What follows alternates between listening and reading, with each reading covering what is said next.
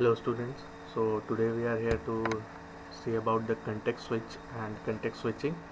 So let us first of all understand what is context switching with the help of this example. So let us think that these two there are these two processes or these two job, ये दो तरह का job है और अगर CPU the arrow which I will be depicting is known as let us assume it as CPU. तो ये क्या है कि ये different types of jobs है with respect to the time. जैसे ये T1 टाइम है, ये T2, T3, T4, T5. Similarly यहाँ पे भी है T1, T2, T3, T4, T5. तो पाँच का ही एग्जांपल लेते हैं. Let us start how the CPU gives. तो ये CPU है, ये एक डिपिक्ट कर देते हैं कि पिंक वाला जो लाइन है वो मेरा CPU है.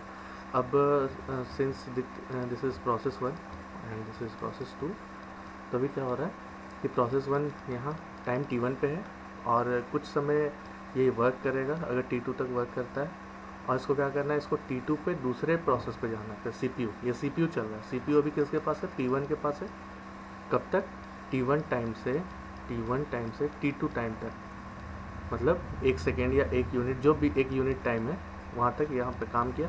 अब इसे क्या करना है, इसे चेंज करना प्रोसेस, मतलब कि अब कोई दूसरा प्रोसेस यहाँ पे आने वाला है CPU में. तो ये क्या करेगा, ये जंप करेगा यहाँ पे. मतलब अब CPU किसको मिल गया? P2 को मिला. अब P2 एक नहीं 2 सेकेंड का काम करता है. तो ये T2 था, ये T3 हो गया, ये T4 हो गया. तो T4 तक अगर मान लीजिए P2 काम करता है and after that P2 will jump to P1 again. तो इसका मतलब क्या है कि P2 वहाँ पे फिर कुछ सेव करेगा और P1 पे आ जाएगा. तो इसका मतलब क्या है कि CPU पहले P1 को मिला, फिर P1 कुछ टाइम तक काम किया, फिर what happens that after a certain period of time P1 the CPU is been allotted to P2. तो जब P2 को अलॉट होता है तो उस टाइम पे क्या होता है, P1 का जो भी लास्ट स्टेट्स हैं and the things, the data and processes which are at the last point of P1 is been stored, वो स्टोर हो जाता है कहाँ पे? मेमोरी में. और वो P2 जब CPU पे जाता है तो वो नया मेमोरी मिलता है. एंड अगेन जब यहाँ पे क्या हो रहा है कि यहाँ it again comes to let me जब ये दोबारा यहाँ पे आ रहा है P1 पे, तो ये जो सेव्ड कंटेक्स्ट था, ये जो सेव जितना भी डेटा था वो यहाँ पे इसको मिल रहा है. तो इसका मतलब क्या होता है, ये स्विचेस जो हो रहा है यहाँ से P1 to P2 and P2 to P1, तो ये स्विचेस है. और ये स्विच क्या कर रहा है, जो कंटेक्स्ट मतलब कि उस पर्टिकुलर टाइम पे जो भी डेटा है वो स्टोर किया जा रहा है, तो उससे बोलते हैं कंटेक्स्ट स्विचिंग. अब डेफिनेशन के थ्रू एक बार हम लोग देख लेते हैं what is context switching. So context switch is the mechanism to store and restore, मतलब स्टोर भी कर रहा है और रीस्टोर कर रहा है, दोबारा उसको फेच करके ला रहा है डेटा. द स्टेट और context of a CPU in PCB. तो जो भी डेटा होता है all are stored in the PCB, process control block, so that the process execution can be resumed from the same point at the later time. So when the CPU will be allotted to the P1, then it will work from the same point where it leaves the P1. तो जहाँ पे P1 ख़त्म हुआ था, same उसी point से यहाँ फिर से P1 स्टार्ट होगा. So using this technique, a context switcher enables multiple processes to a single CPU. यहाँ पे क्या, we are having more than one process. Here we are having two, and we can assume that it can work for numerous number of processes. तो n number of process के लिए भी हम लोग use कर सकते हैं. बट यहाँ देख क्या रहे हैं कि CPU मेरे पास एक ही है, ये जो पिंक लाइन है वो एक CPU है मेरे पास. तो इस तरह से क्या होता है कि ये मल्टीटास्किंग हो जाता है. And context switching is an essential part of multitasking, since बहुत सारे टास्क एक बार में एक पर्टिकुलर टाइम में we are using. So this is an example of multitasking also. And when the scheduler switches the CPU from executing one process to execute another, the state from the current running process, we have to look on this point. The state from the current running process is stored into the PCB.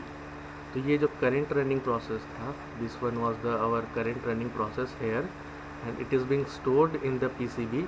And after this the state for the process to run next is loaded into the PCB, or after that the data and the things which are required in P2 is being loaded to the PCB and used to the set PC register. तो जो भी PC PCB में होता था program counter, PCB registers and all the name of states, register, number of allocations, CPU and IO devices. ये सब क्या होता है, ये सारा point is been stored in the PCB, and at that point the second process can start executing. From this point the second job can be start executing. So this was all about context switch, and let us see कि क्या क्या changes होता है, what are the things which gets changes when we switch a process from CPU to and when we switch it back to the CPU. So context switch are computationally intensive since register and memory state must be saved and restored. तो ये जो register and memory state है, this is being stored in the PCB and again it is being restored when it is required to the process. And to avoid the amount of context switching time, some hardware systems employ 2 or more sets of process registers, and when process is switched, the following information is stored for later use. So these are the informations which are used during a context switch and it is being saved to the PCB. तो ये सारा details जो भी है वो PCB में save हो जाता है, कब, जबकि कंटेक्स्ट स्विच होता है. So let us see one by one. Program counter, scheduling information, ये सारा these all things we have studied in the process control block. These are all the parts of process control block. So base and limit register value, current use of register, this depicts that which register is being used currently, and the next one is change states. तो ये state का बतलाता है कौन से state पे अभी है और कौन से स्टेट पे स्विच करके हम we are going to get store the data. IO state information and accounting information. तो ये सारा डिटेल्स है जो कि एक बार when we switch the CPU from when we switch the process from CPU to another, so these are the data or these are the information which are stored in the process control block. So that's all for this lecture. We will study the CPU scheduling criteria in the next one. So thank you.